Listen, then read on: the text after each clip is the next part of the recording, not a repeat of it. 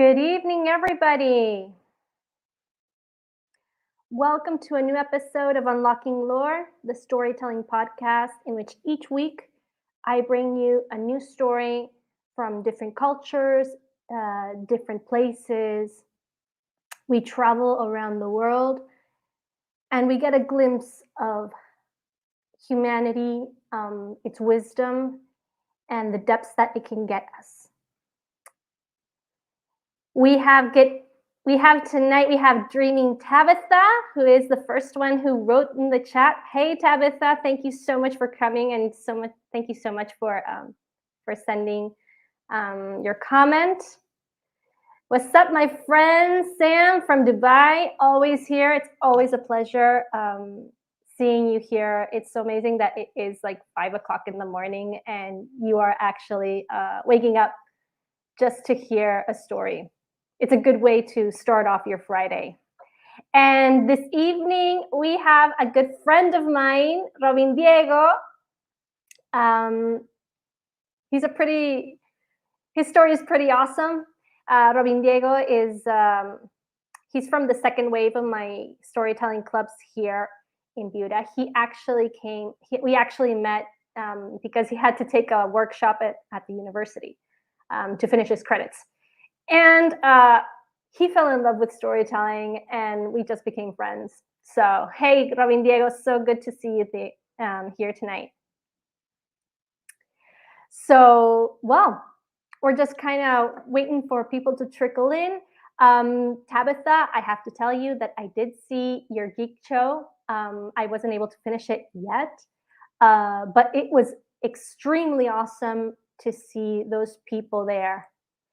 And we got TD, who is so supportive to every single artist. TD, I am amazed that you haven't won Greatest Supporting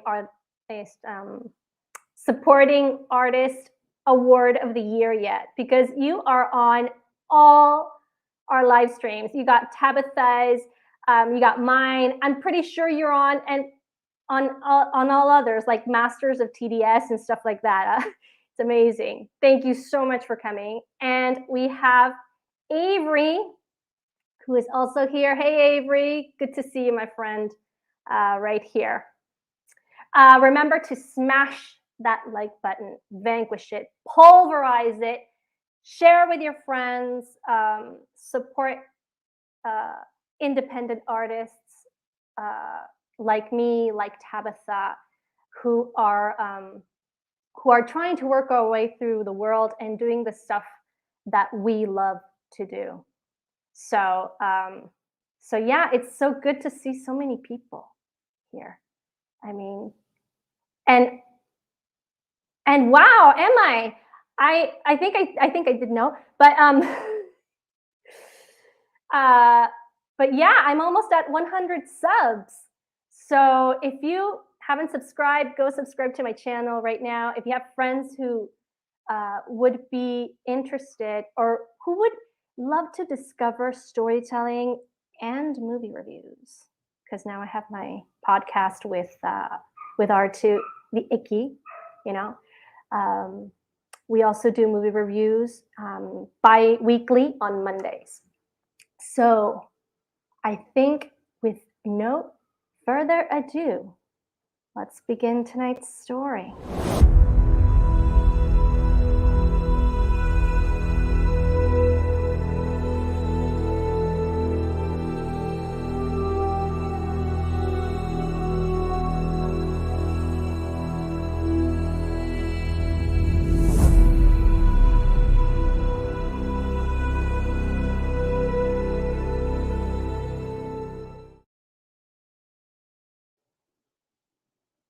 Tonight's tale takes us all the way to Ireland, where there lived a Jack O'Daugherty. Now Jack was a fisherman, like his father and his father before him. But more than fishing, he loved to catch lobsters. And lobsters were caught in little cages, lobster pots they were called. And Jack would put his lobster pots over in the sea and he would leave them there. And then he would come back a few hours later to see if he had a few catches, which he did sometimes. Now, don't think that Jack was a poor, poor fisherman. No, he was actually well off. So well off that his missus had decided to leave her father's comfortable home to go marry Jack. And comfortable did she live. Because more than a fisherman, Jack was a scavenger. After the storms blew on those shores, sometimes he would find that a ship had marooned there. Bits and pieces of wood would come up, and Jack would start looking. And what did he find? He found a lot of things. He found treasures, sometimes gold, sometimes food. And when he was lucky, kegs of spirits, beer. And of course, what was his fault?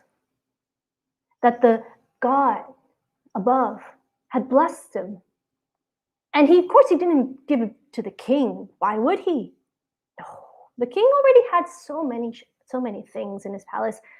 No, he would take them and bring it back to his home. And his missus, well, she administered those things pretty well.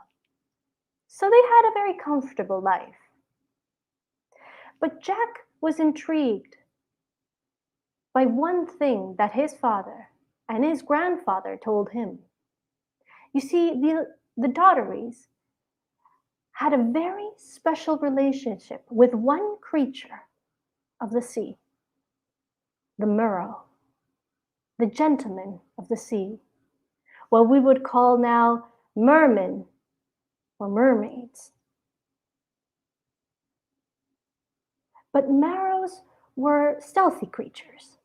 They didn't like to be seen unless you had the chance, you had the blessing, the luck to fall into its good graces. And Jack had never met him.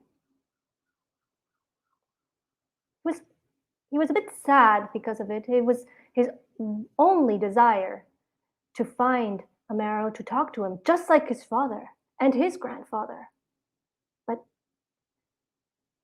But he never could. Each time he would row his boat out to go fishing, pick up his lobster pots, he would look around and see if he could catch a glimpse of that creature. He couldn't.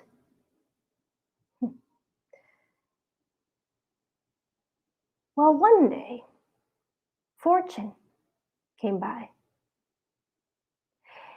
And very, very far away, near a cave, Jack could see something green.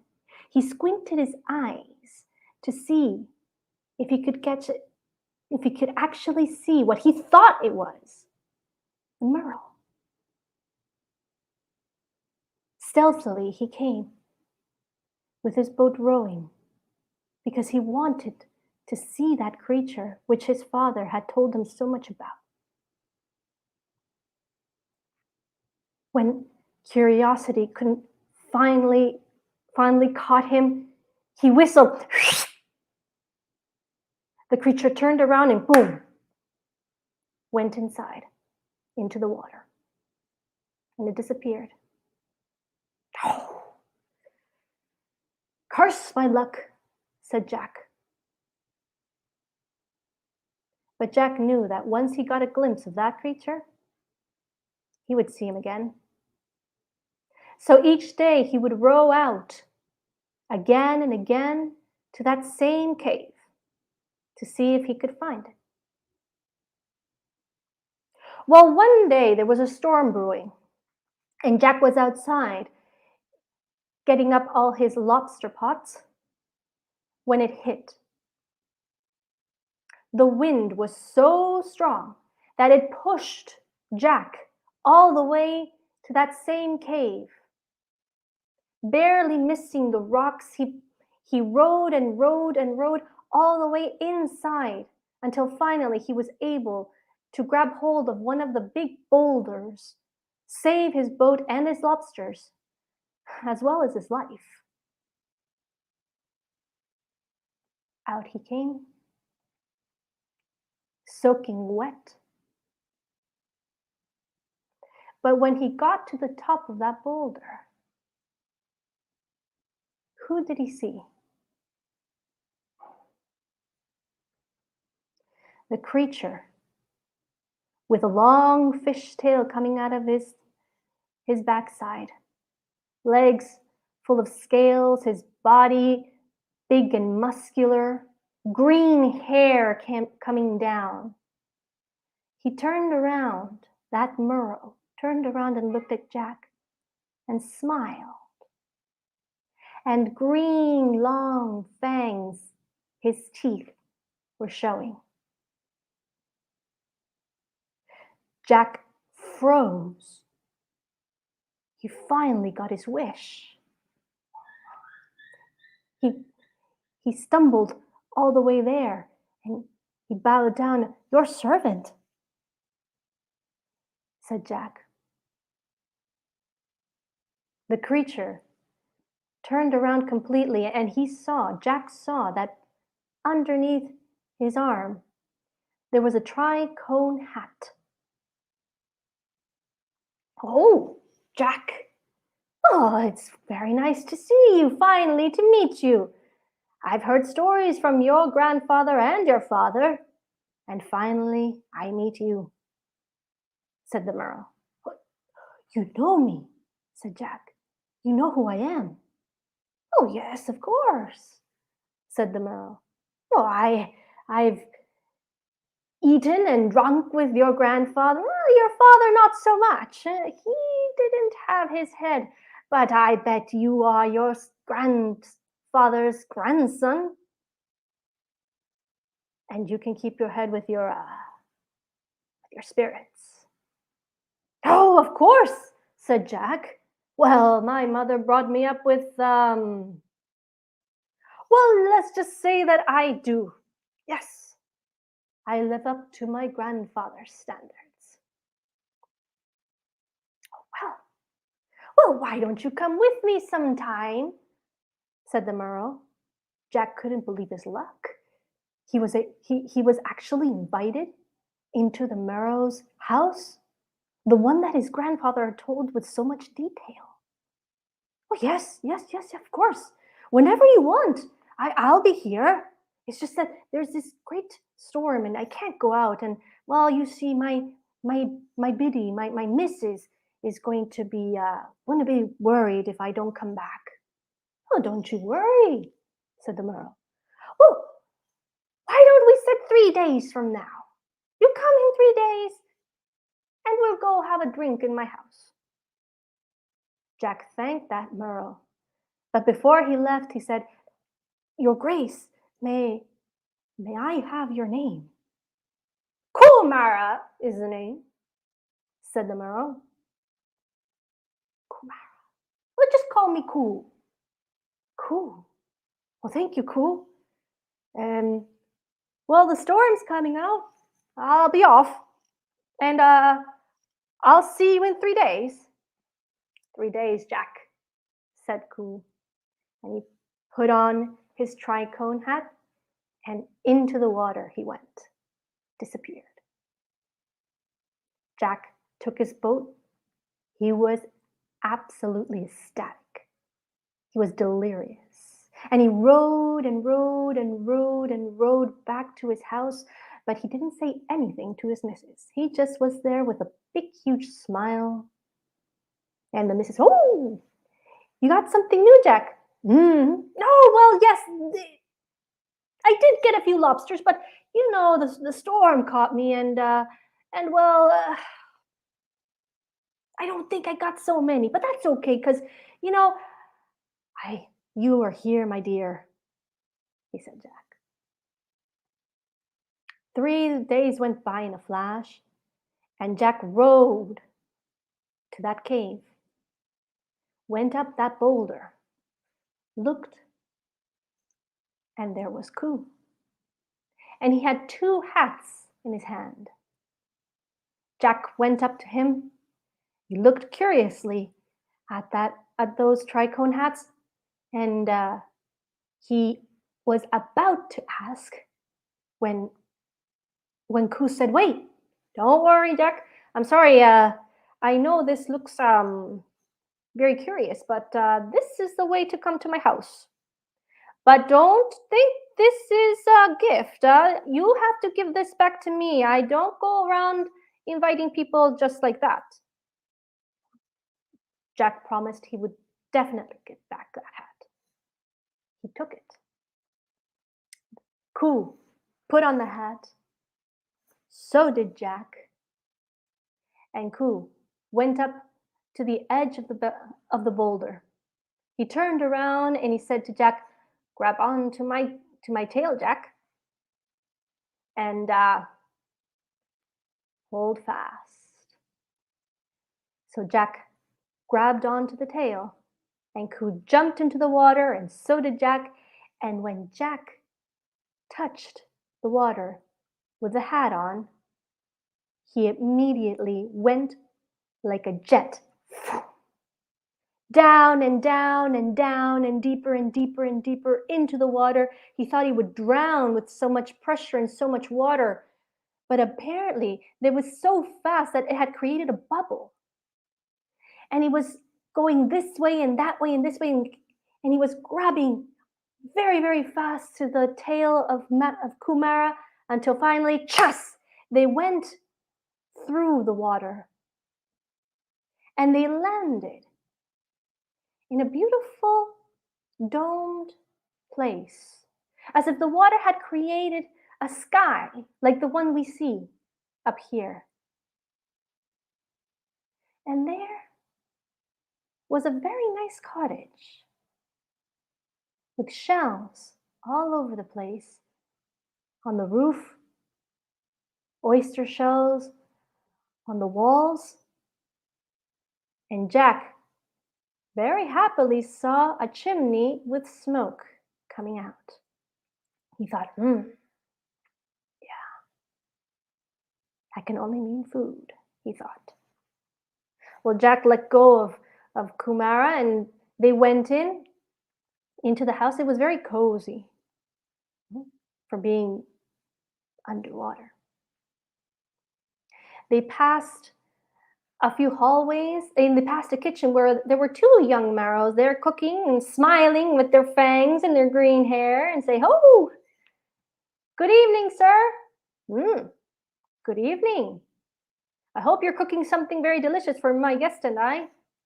"Oh, yes, sir, of course." And Kumara took him to the dining room, which was actually just a room with logs, but a nice big table. "Sit down, Jack," said Coo. And Jack sat down, said, "We're going to have dinner first because you know what happens if we get into the spirits first." "Oh, yes, of course," said Jack. "No, that's no problem with me." And in came those young creatures bringing dishes so full, so delicious that Jack, well, he had a feast. And he ate and he ate and he ate. And Kumara also dug in. When they finally finished, with a twinkle in his eye, Kumara said, "Are you ready to try what your grandfather did and your father did?" "Yes, yes, yes," said Jack. And they went to the cellar. And what a cellar it was. It was huge.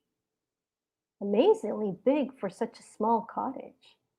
And kegs of beer and bottles of spirits and whiskey and everything you could possibly imagine was there. Jack wondered where he got all those.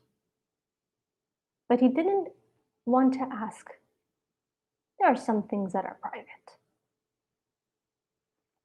So Ku took out one of his best bottles, and up they went to the dining room.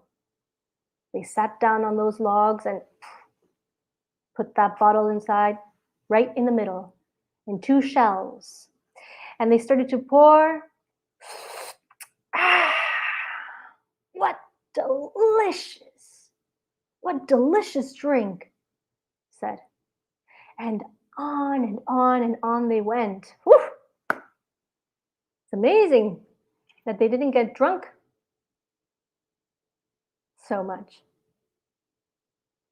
Until finally, when that bottle was finished, Kumara came close to Jack and said, "Now I can show you my curiosities." Curiosities, said Jack. "Hmm. Your grandfather knew this. Your father didn't. Well, the first drop of whiskey, he just fell. No head whatsoever. But you live up to the standard. Come with me." And the Merrow stood up and Jack with him. And they went down another hall. It was dark there. Walk and walk until finally they stopped in front of a wooden door. Slowly, Kumara opened that door. It creaked. And inside, it was lighted but very eerily. And Jack could see lobster pots all around. Lobster pots on the walls, they were stacked up. Ku shut the door. Jack looked around. "These are my curiosities," said Ku. Huh? Lobster pots. Well, what do you have in them? No, Jack. These are not lobster pots. These are soul cages. They contain souls. Jack was stunned. Souls. But fish don't have souls, nor do lobsters or crabs or any other creature. No, of course not, said Ku. No. These poor souls are from the sailors that drown each time their ships are crashed. Their ships are marooned. These poor souls. When they drown, they drift down, and there they are, waiting a few moments, and I just collect them. Because you never know. They could die. Jack knew that those human souls did not stay there, but they were destined to go to heaven. And here they were trapped in lobster pots. Jack couldn't believe what he was hearing, but he couldn't say anything. Well, you took it like a man, said Ku. Let's go. Time to go home. Yes, of course. Yes, my missus is going to be extremely worried, said Jack, and out they went, out of the house. He said, well, how am I going to go home? Ku took out the tricone hat and gave it to Jack. Said, put it upside down. And when your head touches that water, you'll know that you will be able to go home. So Ku lifted Jack, who put the tricone hat upside down, and when his head with the hat touched the water, boom! He shot up like a missile. He arrived at that cave, took off his hat, and sat there.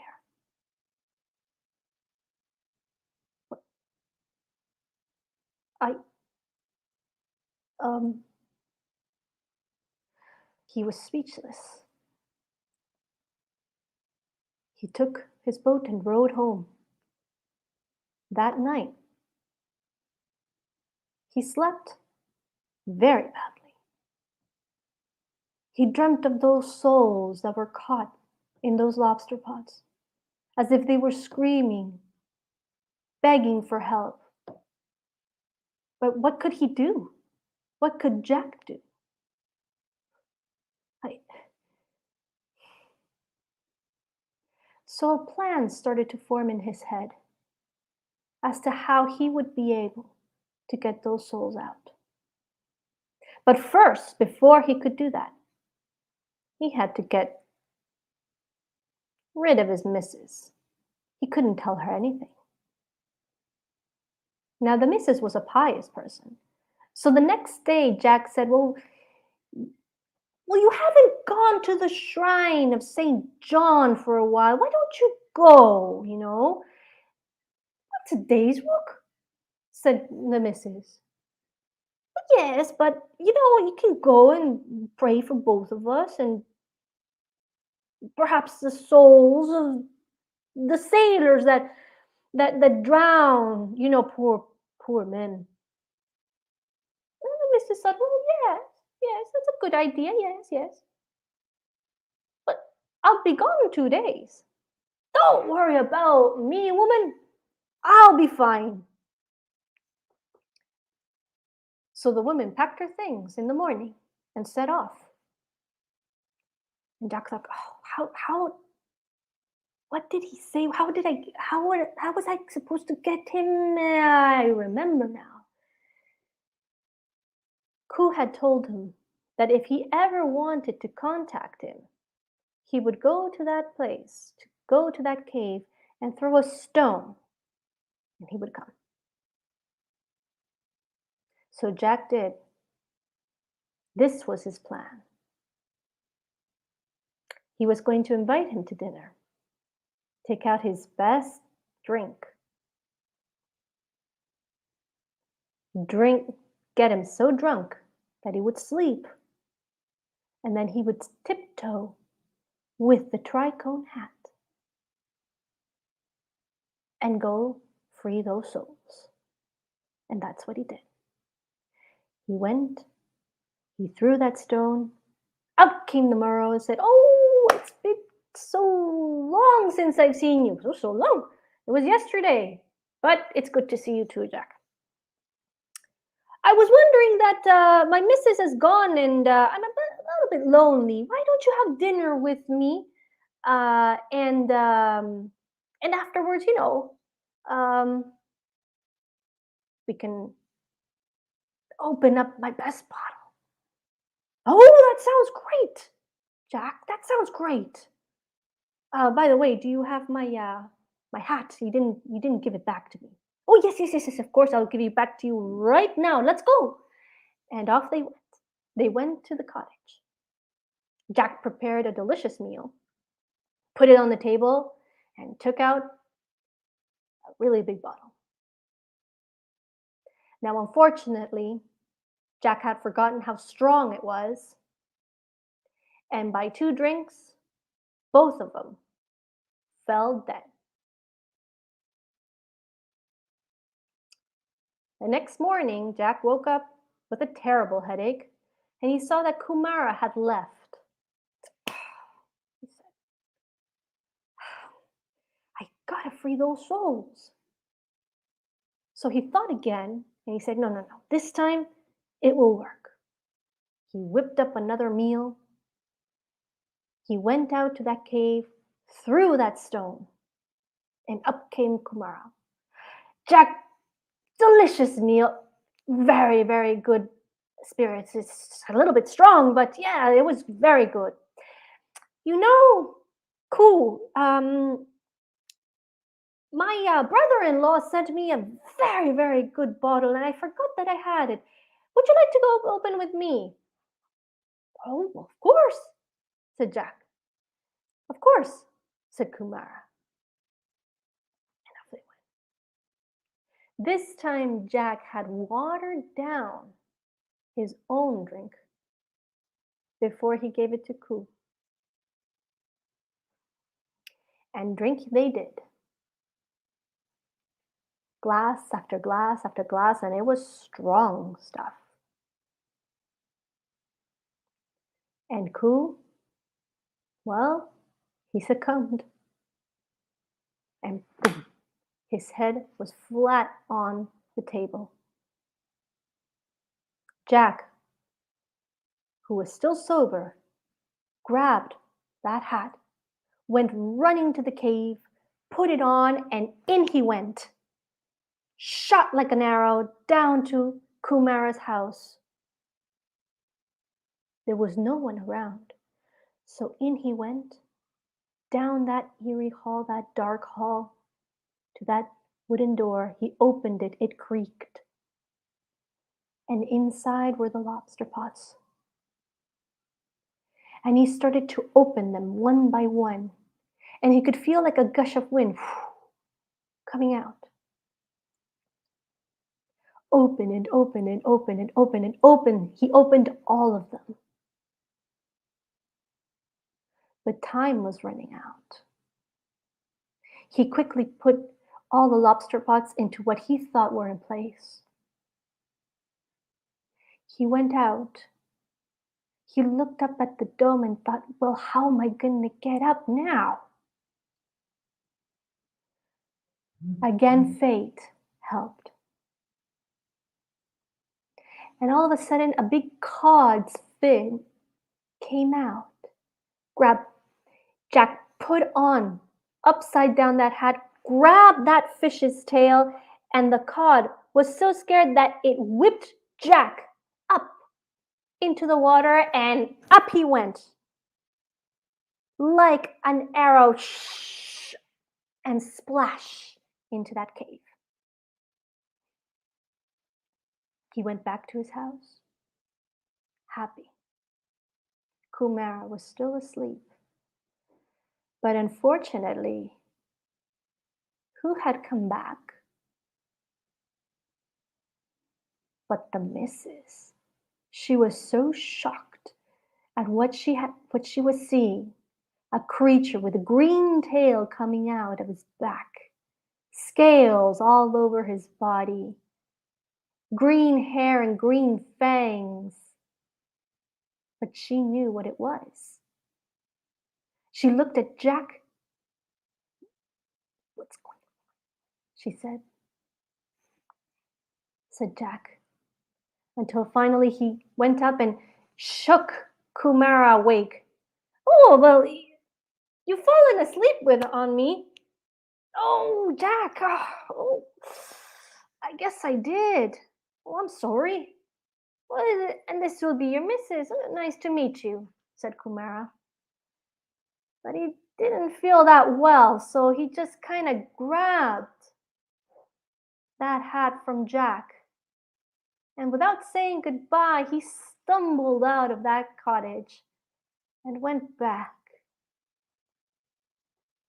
Jack sat down. So did his wife. And he told her everything that had happened. She was thankful to have married this man who had a good heart. A bit curious, but a good heart. He was a good man. A few days later, Jack went to the cave and threw a stone. But nobody came out. Jack threw it again and waited. Nobody came out. Jack repeated this operation a few days until finally he knew Kumara was not coming back. But he was okay with this. He had fulfilled his dream. He had met the Merrow. But he had done something even better. He had saved lives, the souls of all those sailors. And each time there was a big storm, Jack would row out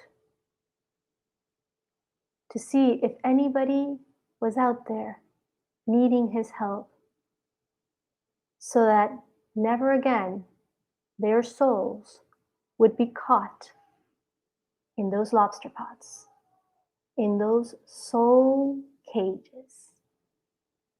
And that is my story.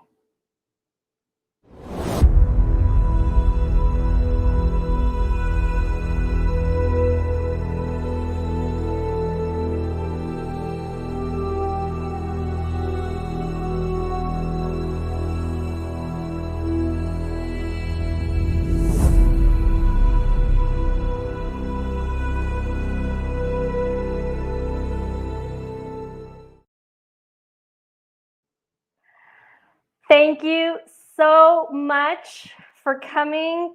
I hope you really liked the story. I'm sorry it took so long. It wasn't meant to be such a long story, but it was really worth it. This is a Celtic story. Marrows and kelpies and all these creatures are part of the Celtic myths and legends, which I adore. Thank you so much. You guys are such a blast to have here. Thank you, Sam. Yes, another good story. And you know what? Such a good audience. You can't come by that just like that. It was amazing. And I say it always on Twitter and on my social media. So I feel really blessed to have found these people, these great people on there. Thank you, Robin Diego, for coming, for practicing your English. And I would really like you, if you have any feedback, any comments, just let me know. Remember, smash that like button. Subscribe to the channel, invite your friends. Oh, and here is my colleague in After the Weekend. That's okay, Rick. So glad that you are here. Yeah, you can definitely rewatch it tomorrow. Unless YouTube decides to block my video, but I do not have any clips this time, so I think we're in luck. But thank you. This is an extremely difficult art. The art of storytelling is not easy, but once you get into it, it's truly engaging. I really hope that I can revive this beautiful art. There's so much wisdom. There's so much depth in these stories. And well, the oral tradition has been around since humanity. So I really hope. Thank you so much, Avery, for coming. And Tabitha, you are a gem also. So anyway, thank you so much. And I hope to see you next week. Okay, I am out. Bye.